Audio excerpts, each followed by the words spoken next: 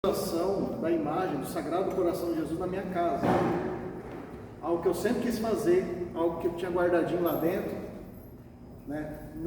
Nunca tinha estudado sobre a devoção, como eu tive a oportunidade agora de me aprofundar um pouquinho mais, mas eu sabia que era importante uma casa ter a imagem do Sagrado Coração visível e de preferência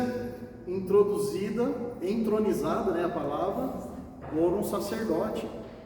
E aconteceu que a minha esposa também sempre teve esse desejo. Ela falou: Márcio, eu vou escolher uma imagem bem bonita para a gente imprimir, revelar, pôr num quadro e vamos colocar aqui no nosso altar. Eu falei: vamos. Ela já tinha feito isso, mas eu falei: Jaqueline, eu não vou pendurar na parede enquanto a gente não combinar com o padre. Eu quero que o padre venha aqui em casa, abençoe a imagem, faça aquela oração oficial da entronização. Beleza, e o quadro ficou um tempo ali, sem estar pendurado, né, guardadinho. E nesse dia da eleição, um padre se convidou para ir em casa. Eu não chamei. Falei: Márcio, ele não é mais daqui, não está trabalhando aqui, ele está em Londrina, é o Padre Renato, que vocês conhecem. Ô Márcio, eu volto em Rolândia e eu vou almoçar na tua casa nesse domingo, tá bom? Opa, beleza, Padre. Não vai ser de graça o almoço. Né? E ele veio almoçar e eu já falei: Padre, está aqui a oração, está aqui o quadro, então o senhor vai me ajudar a entronizar o Sagrado Coração aqui na minha casa. Até arrepio de falar, foi maravilhoso, né?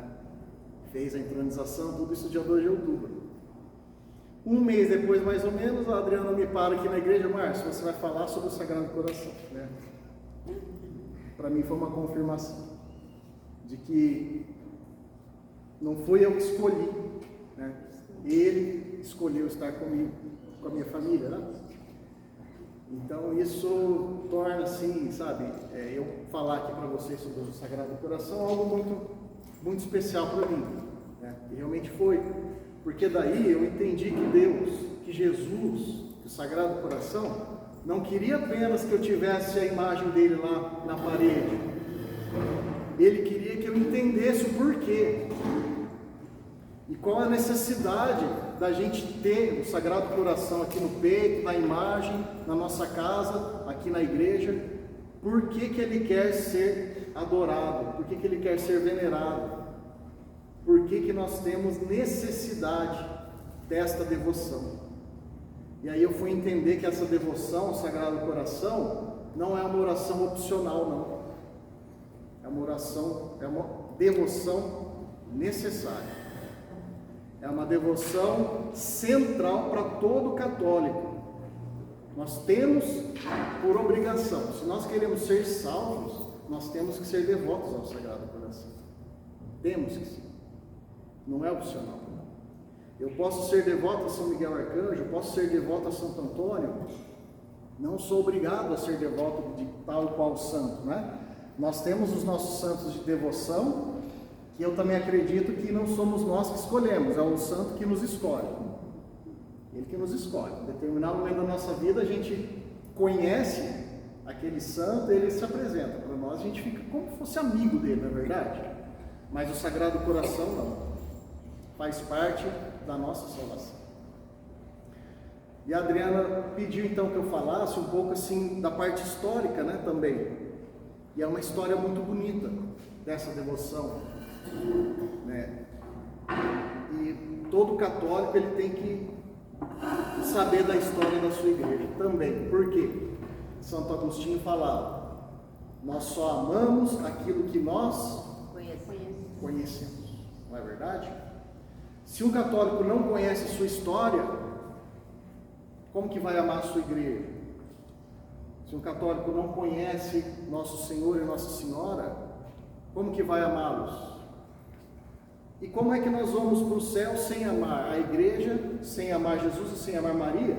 Se lá no céu a única coisa que a gente vai fazer é amar a Deus por toda a eternidade. Não tem outra coisa para fazer no céu. É amar a Deus, é contemplá-lo por toda a eternidade. Então nós temos que conhecê-lo aqui na terra para amá-lo, para servi-lo, para um dia a gente poder amá-lo eternamente no céu. Esse é o plano de Deus para nós, não tem outro. Esse foi o plano que Deus sempre teve desde que criou Adão e Eva, não é verdade? Adão e Eva foram criados numa perfeição enorme, imaculados, sem pecado, para que, com a graça de Deus ali que havia neles, Deus deu a graça, não só criou a matéria, a alma, mas deu a graça, deu os dons préternaturais, a imortalidade, a justiça, né? Nasceram em perfeita justiça, eles não sofriam dor, né? Eles tinham uma ciência infusa. O que quer dizer isso? Eles conheciam as coisas por um conhecimento que Deus deu para ele. Se a gente pegar o maior gênio hoje, né, a pessoa mais inteligente do mundo, um cientista, essa pessoa hoje não chega nem aos pés do conhecimento que Adão e Eva tinham já, porque Deus deu essa ciência infusa para eles, para que eles conhecessem e amassem a Deus ali no paraíso terrestre, por um determinado tempo, até que Deus então iria simplesmente elevá-los ao céu, quando fosse o momento, e ali eles tivessem essa visão beatífica durante toda a eternidade.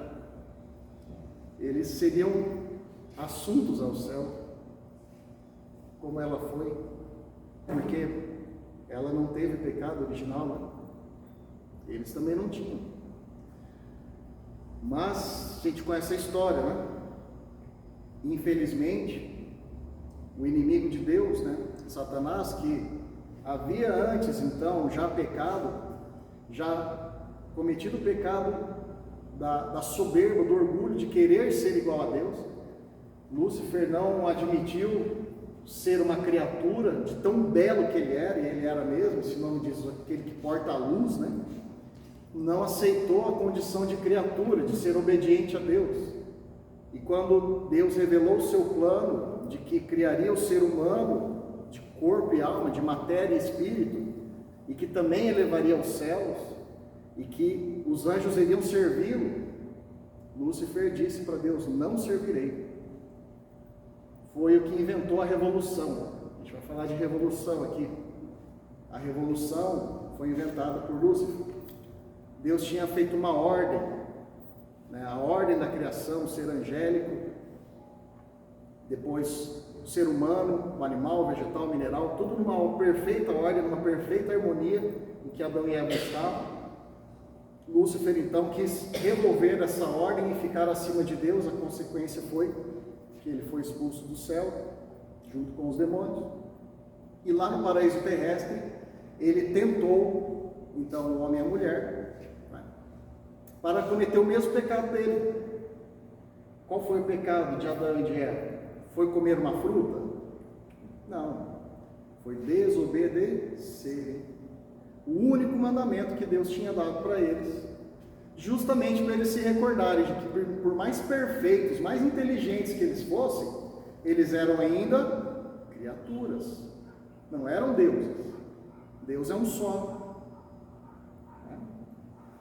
Mas então eles caíram na tentação, quiseram também tomar o conhecimento do bem e do mal por si próprios, serem iguais a Deus, e perderam o quê? A graça santificante. O que é a graça santificante? É o que nos dá a possibilidade de amar a Deus e ter um relacionamento íntimo com Deus. Adão e Eva viviam num jardim, né? O que quer dizer jardim? O jardim da nossa casa é um lugar que você leva qualquer pessoa lá dentro? Não. Você leva as pessoas que você tem intimidade, sua família, seus amigos, né? Você convida para o jardim, para o interior da casa. Então Adão e Eva viviam no jardim com Deus, quer dizer, eram íntimos, eram amigos de Deus. Com o pecado, então, perderam essa amizade, perderam a graça. Quando Adão ouviu os passos de Deus, ele sentiu medo, né? Lá conta no Gênesis. Se tornou como que inimigo de consequência, então, os filhos de Adão, os filhos de Eva, que somos nós, nascemos como que inimigos de Deus também, sem essa graça santificante. Depois nós sabemos que é apagado e recuperado pelo santo batismo. Mas e para acontecer o santo batismo, então aí tinha um impasse, né? Aconteceu um grande impasse ali. O plano de Deus, então, foi interrompido. O ser humano interrompeu o plano de Deus, que era ir para o céu. A partir de então, só sobrou uma alternativa para o homem, para o ser humano, que é ir para o inferno. Não tinha outra alternativa. Adão e Eva, eles cometeram um pecado, uma ofensa a Deus infinita, porque Deus é infinito, né? Quando a gente, por exemplo, passa no trânsito, né, e dá vontade de xingar alguém, a pessoa te fecha e você xinga aquela pessoa, né, fala lá palavrão, tá? Foi um pecado? Foi um pecado, não pode xingar ninguém, né? Mas se eu chego na minha casa e xingo a minha mãe, vocês concordam que isso aí é mais grave? É pecado do mesmo jeito, mas é mais grave. Por quê? Por causa da dignidade da minha mãe. Ela que me deu a vida, eu vou xingar? Se eu chegar lá no Vaticano, lá está o Papa rezando a missa, eu chego lá e xingo ele. Mais grave ainda, porque a dignidade da pessoa, quanto maior a dignidade do ofendido, maior o meu pecado. Agora, e Deus que tem uma dignidade infinita? Essa ofensa contra Deus, como que poderia ser resolvido? Qual ser humano tem uma dignidade infinita para pagar essa dívida a uma ofensa infinita? Não havia. Não havia ninguém que pudesse. Então, a Santíssima Trindade, no seu desígnio de misericórdia para conosco, no seu desígnio eterno, para continuar o plano de Deus, então, decidiu que a segunda pessoa da Santíssima Trindade, o Verbo eterno de Deus, a imagem de Deus, o Verbo gerado, né? Não criado, mas gerado, o Pai olhando para si mesmo, se contemplou, e essa imagem do Pai tão perfeita, esse conhecimento que o Pai teve de si mesmo, gerou uma imagem tão perfeita que é uma pessoa, que é a segunda pessoa da Santíssima Trindade. E essas duas pessoas, ao se contemplarem, se amaram tanto, esse amor tão intenso que gerou a terceira pessoa. Esse é o mistério da Santíssima Trindade. Então, a sabedoria eterna do Pai e o Verbo, como uma solução para o nosso problema, Deus não precisaria nos salvar. A Santíssima Trindade já é perfeitamente feliz em si mesma, não precisa de nós. Mas, por amor, decidiu que essa segunda pessoa da Santíssima Trindade tomasse a nossa natureza humana, porque daí um homem com uma dignidade divina, infinita, pagando o preço do nosso pecado, poderia nos remir. Olha que maravilha, né? Isso tudo vocês já sabem, só estou relembrando, só para a gente chegar no ponto que eu quero. Para a gente saber que o meio da história, o centro da história, o que dividiu a história em antes e depois, o que foi? Foi justamente quando Deus criou para si um coração humano. O Sagrado Coração é o centro de tudo. É o que dividiu a história em antes e depois. O Sagrado Coração de Jesus é humano e é divino ao mesmo tempo. E Jesus pedindo para Santa Margarida que fizesse a imagem, mostrando para ela a imagem, essa imagem, e dizendo: você precisa pedir que essa imagem fique exposta, para que quando a gente olhar para a imagem do Sagrado Coração, a gente lembre do quê? Do amor de Deus por nós. que não precisava, mas veio nos salvar. E não só veio, e não só criou um coração humano para si, mas deixou que esse coração fosse furado por uma lança, sofresse por amor a nós. Eu vou ler algumas coisas aqui que são frases de Santa Margarida Maria Alacoque, que teve as revelações.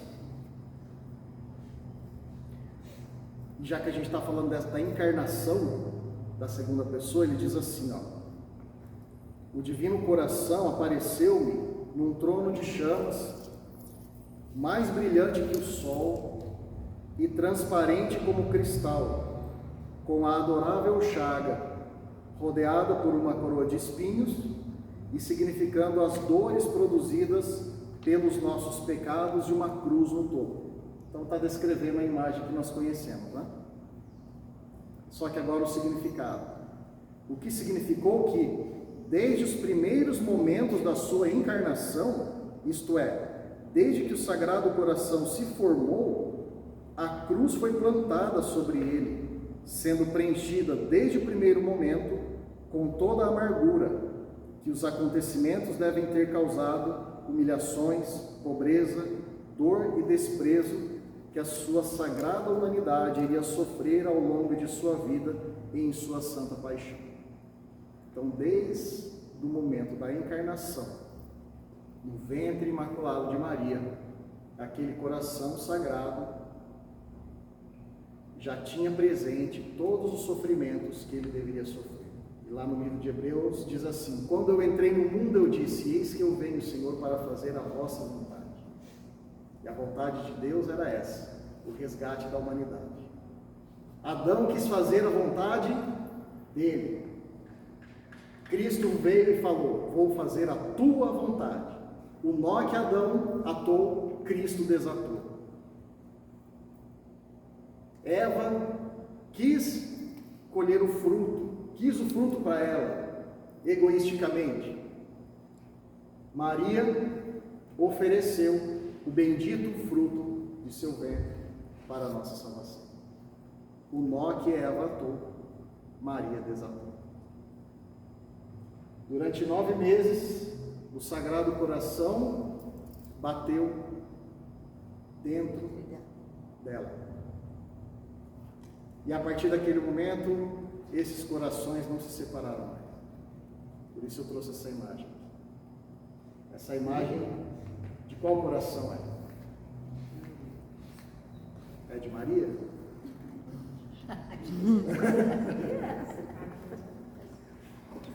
Vou deixar no suspense, tá?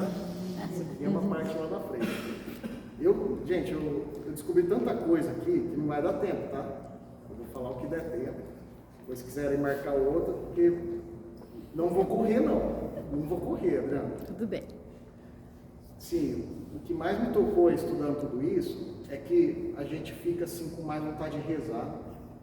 E quando a gente reza pensando nessas coisas tão altas assim, a nossa oração fica, parece que mais assim, com sentido, mais preenchido, né? Então eu quero hoje partilhar com vocês essas coisas, para depois para a gente meditar juntos, né? E na oração vocês irem meditando sobre isso daí. São coisas assim maravilhosas, né?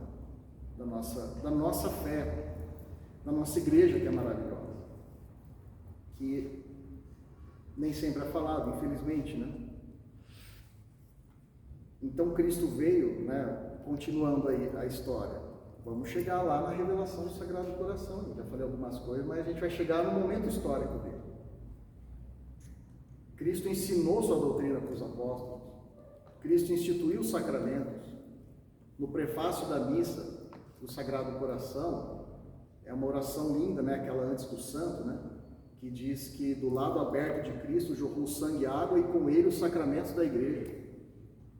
Então nós vamos contemplando essas coisas, sabendo que quando nós comungamos, quando nós somos batizados, quando nós casamos, sacramento do matrimônio, tudo isso veio do Sagrado Coração. Então não tem como ser católico e não ser devoto ao Sagrado Coração. Não tem como. Só se a gente se esquecer, desleixar, enfim. A vida vai nos levando, os dias, os trabalhos, as preocupações, e a gente acaba não parando para meditar nisso daí. É a fonte da nossa vida aqui e vai ser a fonte da nossa vida lá. Quando Cristo morre, então, e ressuscita, e a nossa redenção é realizada, Ele manda os apóstolos: ide por todo mundo e ensinai tudo aquilo que eu ensinei, e batizai as pessoas, em nome do Pai, do Filho e do Espírito Santo. Quem crer e for batizado será salvo, quem não crer será condenado. Esse foi o mandamento, a promessa e a advertência de Deus, de Cristo, para com os seus. Então, dali para frente começou a igreja. E o que é a igreja? É a continuação da ação do corpo de Cristo no mundo. O corpo de Cristo foi glorioso para o céu, mas os apóstolos batizando e com o batismo incorporando pessoas a este corpo, nós, os cristãos, nos tornamos então a continuidade da ação de Jesus no mundo, do Sagrado Coração.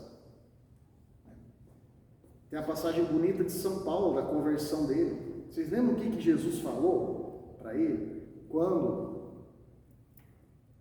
São Paulo caiu lá na estrada, Saulo ainda, né?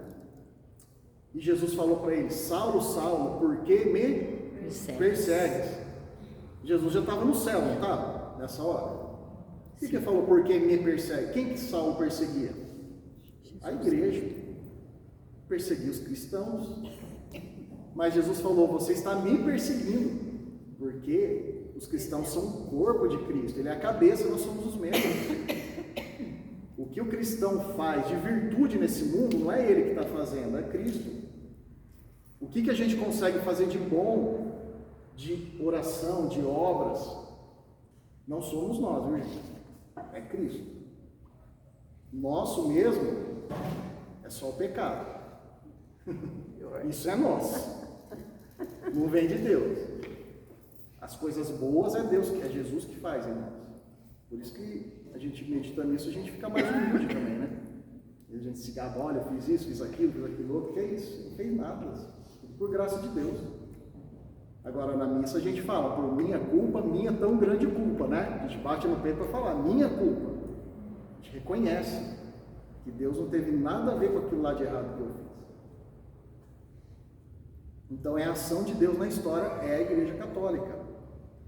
E como o inimigo de Deus lá no início tinha um plano de frustrar com os planos dele, e Deus consertou e está agora usando a igreja para novamente retomar as pessoas e levá-las para o céu através dos sacramentos, o que ele faz? Ele ataca a igreja. Durante toda a história da igreja foi isso. Foram ataques externos, perseguições, né? Perseguição do Império Romano, perseguições várias de reis, enfim, islamismo. Durante toda a história foram ataques externos e ataques internos. Foram as heresias, as traições. Durante toda a história isso aconteceu e acontece. E infelizmente ou felizmente. Por quê? Por que Deus permite tudo isso? Para nos provar, para aumentar a nossa fé. Os períodos de maior perseguição foram os períodos que tiveram mais santos, não é? Os 3 primeiros séculos da igreja, que os imperadores lá jogavam os cristãos lá no Coliseu para serem mortos, foram milhares de mártires. Teve muita gente que renunciou à fé também teve muitos mártires. Eles viram que quanto mais mártires morriam, mais cristãos surgiam. Os soldados romanos iam matar os cristãos, ameaçar com as piores torturas possíveis. Os soldados viam aquele povo e falaram: não, pera um pouco, ele não está querendo, ele está querendo passar por tudo isso por causa dessa pessoa que ele fala que é Jesus. Isso só pode ser verdade, porque ninguém morre por uma mentira, né? Ninguém inventou uma mentira lá em casa, saiu contando, vem alguém ameaça: ou você desmente ou eu te mato. Você desmente na hora, fala: não, eu inventei mesmo, desculpa, né? Me deixa vir. Mas se você dá a sua vida para não renunciar àquilo que você está ensinando, então aquilo só pode ser verdade. E Santo Agostinho fala, uma das provas que a nossa igreja é verdadeira é que os 12 apóstolos morreram defendendo a fé, a mesma fé. São João não foi martirizado, não morreu martirizado, mas ele passou por um martírio que Diocleciano jogou ele num caldeirão de azeite ardente. Não morreu porque Deus não deixou, porque ele precisava escrever o Apocalipse ainda e cumprir a missão dele, né? Mas ele passou por essa prova na fé também, um martírio, mas sem a morte. Então, os 12 apóstolos que saíram para todo canto do mundo, pregando a mesma fé, todos eles deram a vida por causa daquilo. Se fosse mentira, se eles tivessem combinado entre eles, algum ou vários iam ter falado, não, né, a gente combinou, me deixa quieto aqui, né? Mas não, deram a vida.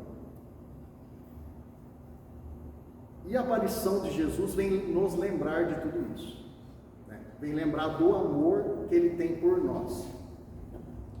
Santa Margarida Maria Alacoque, ela era uma santa desde a infância.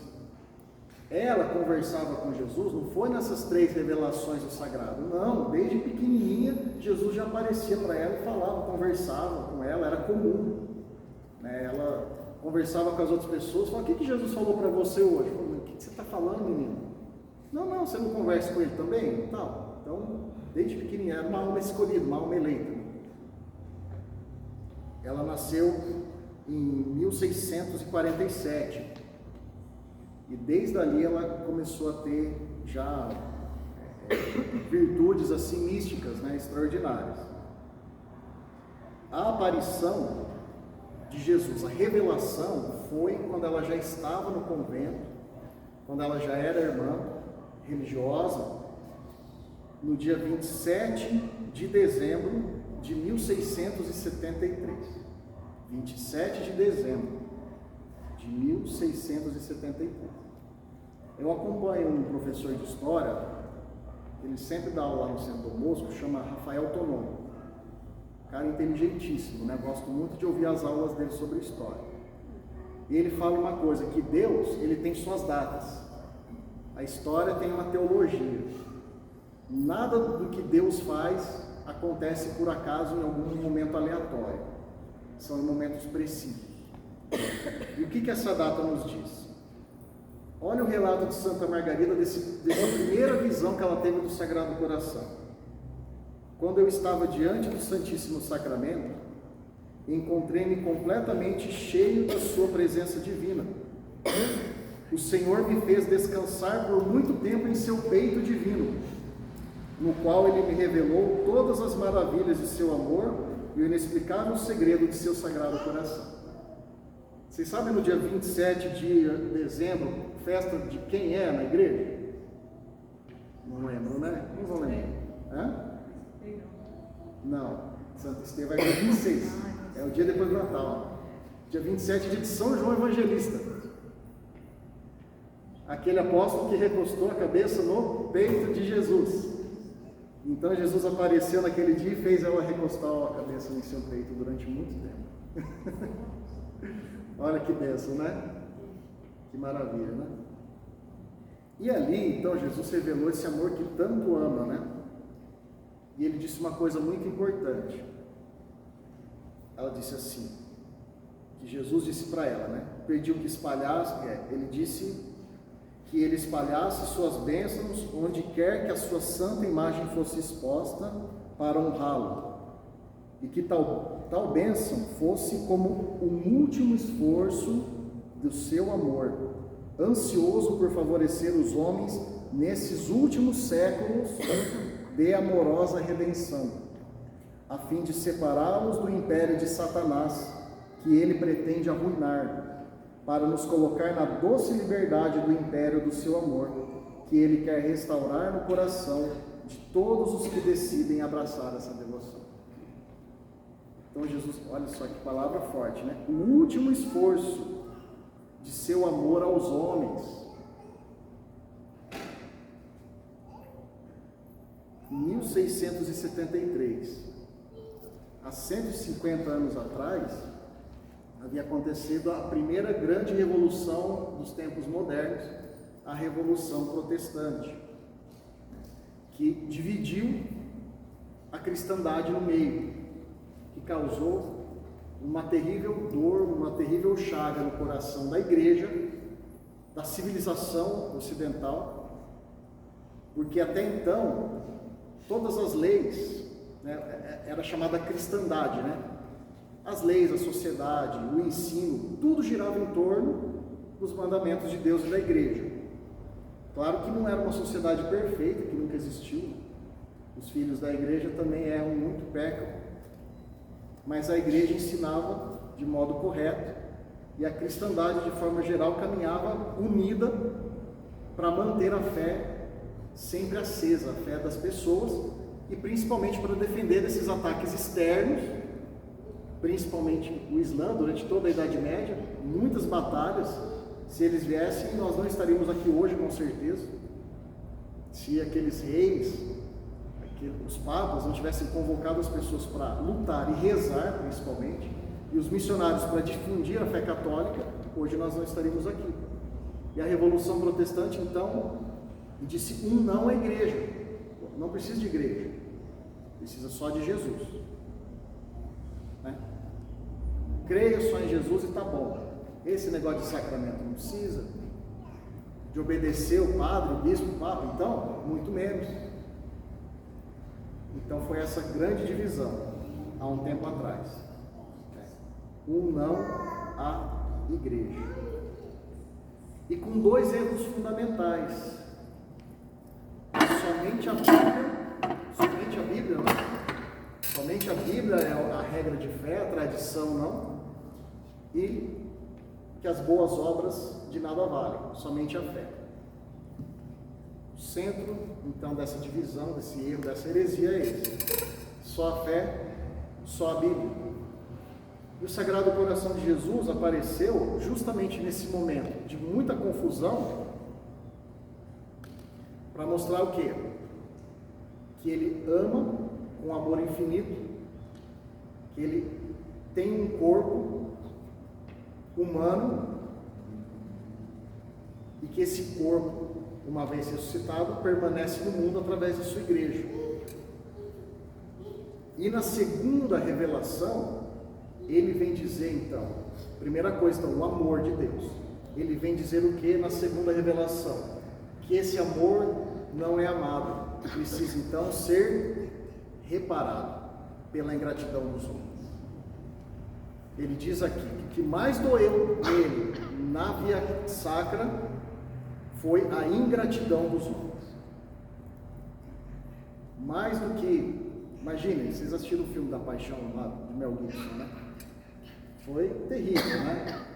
Toda a flagelação física que Jesus passou. Só que ele diz aqui para Santa Margarida, o que mais doeu nele foi a ingratidão, dele ter feito tudo aquilo ali e muitos homens e mulheres não amarem ele de volta. Para muitas pessoas aquilo não valeu. Imaginem isso. E ele pediu então, nesse momento, nessa segunda revelação, que foi na festa de Corpus Christi, né? Essa segunda revelação foi em 1674, na festa de Corpus Christi, vejam só, não é em vão, né? Ele mostrou ali então a necessidade do quê? Da comunhão reparadora, na festa de Corpus Christi. Então ali ele pediu na comunhão da primeira sexta e da hora santa, que a Adriana estava falando aqui agora, às quintas-feiras, das 11 à meia-noite, quem puder, né? Pediu para Santa Margarida, falou: olha, os homens me desprezam com muita ingratidão, então você, pediu para ela, gente, pediu para uma mulher. Até então ele não tinha pedido que ela pedisse isso para as outras pessoas, mas você comungue quanto mais você puder, principalmente nas primeiras sextas, e fique comigo na hora da minha paixão. Só diante de toda aquela divisão da cristandade, diante de toda aquela apostasia, heresia e gente saindo da igreja, eu fui pedir para uma pessoa, para que reparasse aquilo na alma dela, e que ele ficaria muito feliz com aquilo. E às vezes a gente não dá importância para a nossa oração individual, para a nossa busca por santidade, cada um de nós. Jesus não quer que a gente mude o mundo, não está no nosso poder isso. Eu vou mudar, eu vou revolucionar. Não. Eu preciso mudar aqui, aqui dentro. E já é um trabalho uma vida inteira, né? É difícil, né? Mas esse é o nosso desafio. A devoção ao Sagrado Coração de Jesus, é a mesma coisa que a gente fala no Consagra-te. Se não for um caminho para a santidade, aí não adianta nada. Não é para eu ficar olhando em volta, me achando melhor que os outros, nada disso. É para eu olhar a minha miséria, né? Em primeiro lugar, então, resumindo aqui, vamos resumir a devoção, segundo esse livro. Depois eu vou passar o nome do livro, que eu tirei essas coisas aqui, tá? Não tirei da cabeça não, tá? É eu reconhecer o amor de Deus, perceber, ver, quando eu vejo os espinhos em volta, eu vejo a ingratidão dos homens para com esse amor. Em primeiro lugar, a minha ingratidão. E disso tem que brotar o desejo ardente, a vontade de amar Jesus de volta. Pronto. Tem que contemplar isso e tentar viver isso. Eu preciso, então, em primeiro lugar, deixar de ofender a Jesus.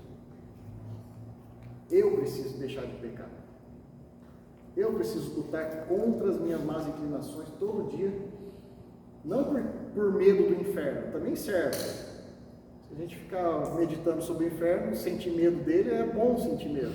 Olha, mas não é o suficiente. Eu tenho que fugir do pecado por amor a alguém que me amou sem limite, que derramou todo o seu sangue por mim. Eu tenho que parar de pecar. E além disso, eu vou fazer sempre algo a mais para reparar as ofensas com que esse coração é ofendido todos os dias. Todo o desprezo que os homens sentem, todas as ofensas, os sacrilégios. E olha o que ele diz, que bonito. Quando ele se mostra todo amoroso, ardendo em chamas. Aqui está o coração que tanto amou os homens e que nada poupou a ponto de se exaurir e se consumir para lhes testemunhar o seu amor. E em compensação só recebe da maioria deles ingratidão pela sua irreverência e sacrilégio, bem como frieza e desprezo que tem para comigo neste sacramento de amor. Vou ler de novo. Aqui está o coração que tanto amou os homens e que nada poupou a ponto de se exaurir e se consumir para lhes testemunhar o seu amor. E em compensação só recebe da maioria deles ingratidão pela sua irreverência e sacrilégio, bem como pela frieza e desprezo que tem para comigo neste sacramento do amor. O coração de Jesus está representado numa imagem, mas ele está de verdade no sacramento do amor, que é a Eucaristia. Vocês já leram sobre o milagre do Lanciano? Aquela hóstia que se tornou um pedaço de carne e o sangue que se coagulou em 5 coágulos. E aqui a gente já vai terminar para ir na missa, justamente nessa parte. Acho que é bom terminar agora falando do sacramento do amor, né?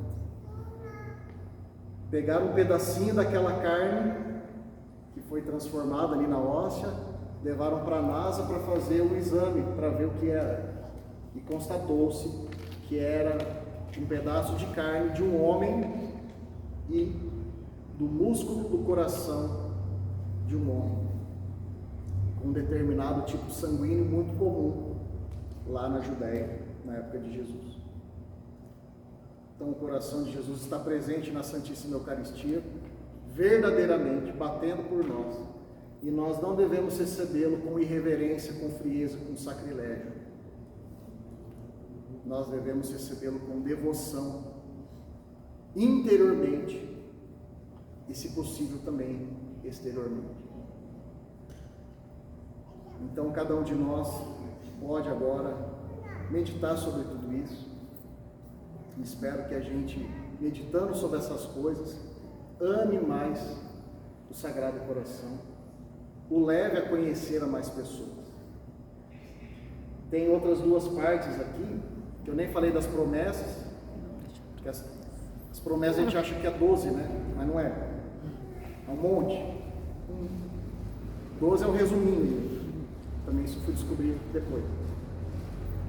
E também algo muito bacana da gente meditar é sobre as aparições de Nossa Senhora posteriores e qual a relação dessas aparições de Nossa Senhora com o Sagrado Coração de Jesus. É algo fantástico. Olha aqui. Eu não vou falar nada dessa imagem, tá? Porque deixa, se Deus quiser, a gente consegue falar em uma outra oportunidade, se vocês quiserem, tá bom? Vamos para a missa rezar, né?